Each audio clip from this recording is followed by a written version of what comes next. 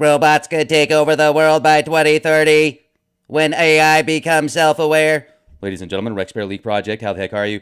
I just read an article at npr.org, and it's titled, Automation Could Displace 800 Million Workers by 2030, Study Finds. Now, Skynet is real. Terminator is more nonfiction than fiction in a future world order where they love us so much. Now, this podcast is brought to you by GetTheT.com for the ultimate in organic supplementation. I take this stuff called colostrum and GI Joy, and wow, love it. If anything is going to keep me safe from giant Terminators, I think colostrum might do the trick. Okay, anyway, so are we the Cylons? This is where it gets deep.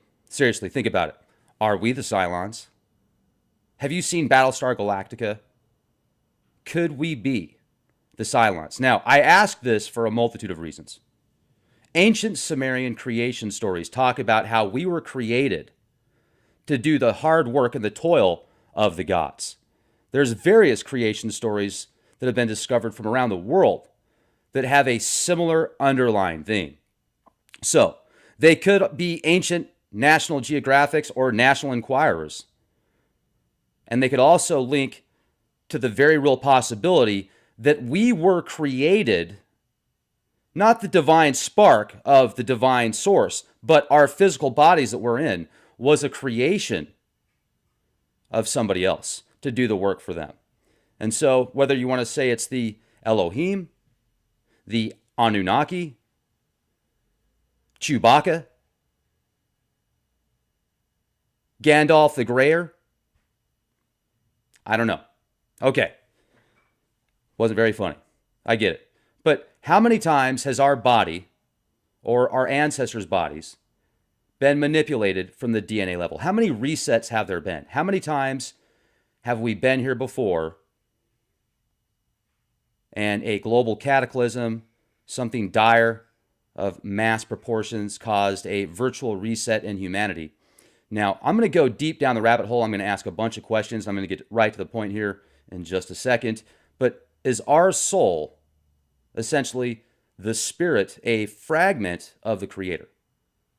A fragment of the Creator, of the creation, the essential point of conception, the spark glowing with magnified light. Where does our soul go after this physical existence? Have you ever thought about that? If the human race becomes obsolete, then what happens to our souls? Some people believe in reincarnation, some people believe in higher planes, but many cultures around the world, especially the ancient Vedic stuff, if you research the Bhavakakra, it discusses these different cycles and these different destinies and these different levels. The human realm, the god realm, the diva realm. The demigod realm is linked also to the demon realm. You choose which side.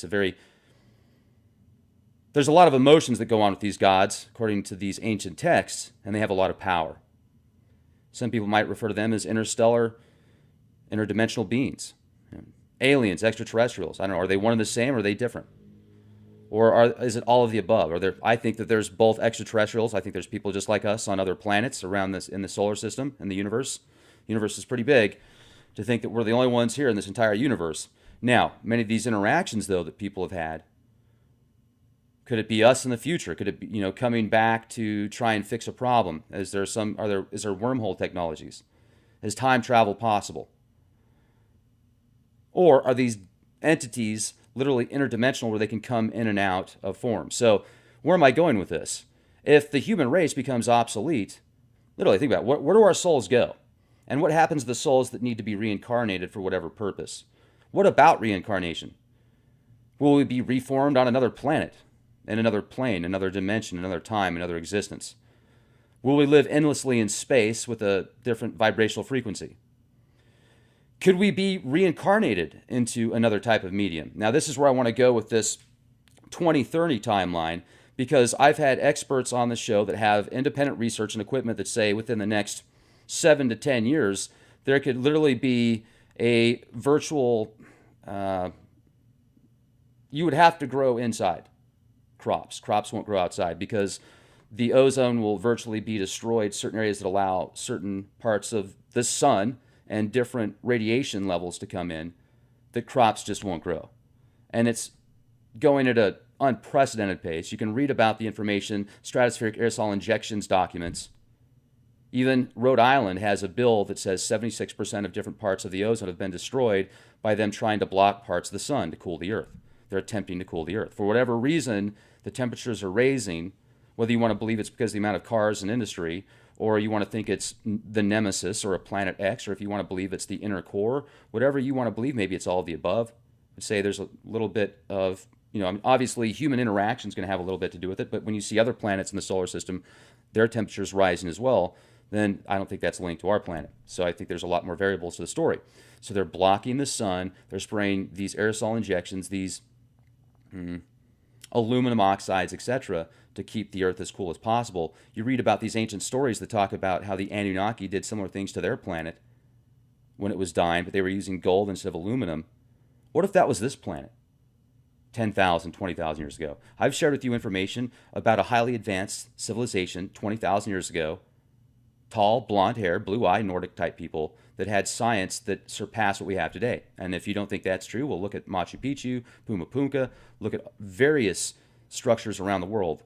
The evidence is right there.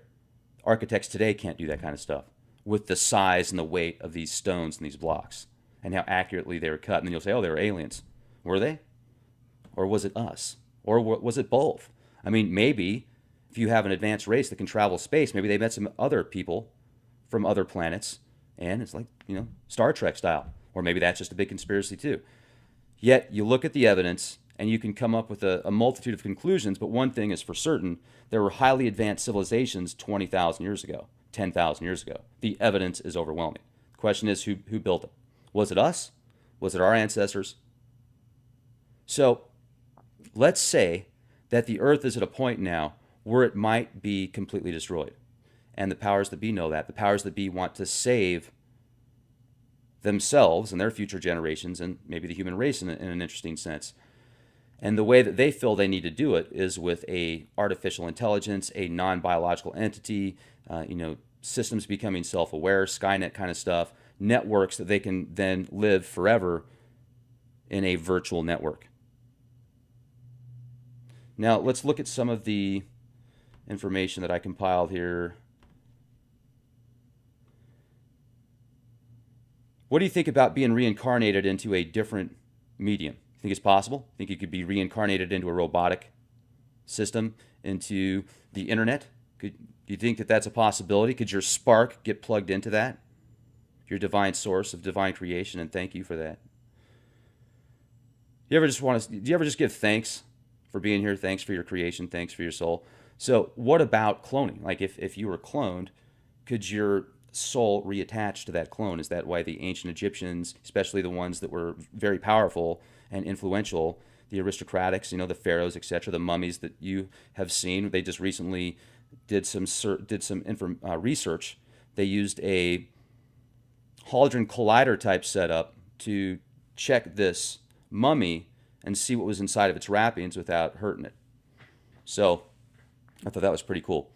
But do you think it's possible to reincarnate back to your DNA? Do you think that your ancestors might reincarnate with your children or your family members? You ever thought about that? Ever wondered if you're a reincarnation of an ancestor of yours? You ever look at pictures of your ancestors and say, wow, I look just like that person, and they're no longer with us? Could we be the reincarnation of our ancestors? And so the DNA is linked to that. And that's why oftentimes these DNA bloodlines that seem to control the world, and as far as financially, and you can go back thousands of years, and you can follow the same bloodline, the same DNA, and the positions. So who's controlling it above that? Is it still the Elohim? Are they the Anunnaki? Are they still controlling things? Are they one and of the same? And did they create something like this before that became so powerful that it thought it was God, and then it started telling people what to do and interacting with people and then influencing people and showing these godlike abilities, and then people wrote about it saying that's God? I don't know.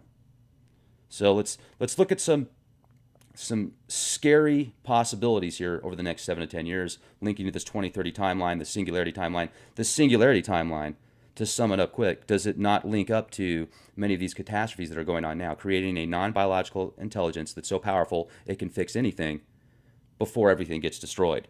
And then it just advances so fast. Every second is advancing as much as a civilization that maybe lived for, was around for billions of years, or since the beginning, or the first 6 billion years of this cycle, this existence. And then this thing every second is learning more than a 7 billion year time span. Imagine how quick that's going to grow, and then it'll just, where will it go? What will it do? When will it stop? I mean, will it just, it's fascinating to think about. 200 years from now, where will our technologies be? And it's windy outside. Ozone depletion. We've got about 7 years left, according to independent researchers, saying crops won't grow outside naturally. Nuclear reactors worldwide, many are leaking with short lifespans and long half-lives. Radiation that can cause damage to biology for millions of years. What about the bit of coin and crypt electronic currency forecasts? There's over 1,200 of these things now. They're going crazy. 5G, 4G, 6G, 7G, 69G. Haha. Global smart dust, micro-tracking, sensor networks, billions of transmitters spread across the planet to network live real-time monitoring, possibly trillions now. Nodes in space connected with these crypt electronic currencies, bit of coins. Nodes in space, quantum computers, quantum internet, virtual reality. AI becomes self-aware. Robots gain citizenship. Transformation of human beliefs into acceptance of robotic domination. Humans now become the inferior ones that should be punished because of their creation. Much of this is portrayed via media, subliminal programming. And you go back to these ancient texts, and the connections are, the synchronicities are fascinating. Biohacking. Look into biohacking. People are getting into biohacking now. Population growing at unprecedented pace. Hundreds of species going extinct daily. Ice sheets melting. Volcanoes erupting. There's 91 volcanoes recently discovered in Antarctica. Those things are, the ice sheets there are melting at an unprecedented pace. The sea levels will rise if all those ice sheets melt, ladies and gentlemen. Welcome to the Singularity. Welcome to the New World Order, where they love you so much. Once again, I ask you, are we the Cylons? And what about the new generation of AI that becomes NBE, non-biological existence? Be the change you want to see.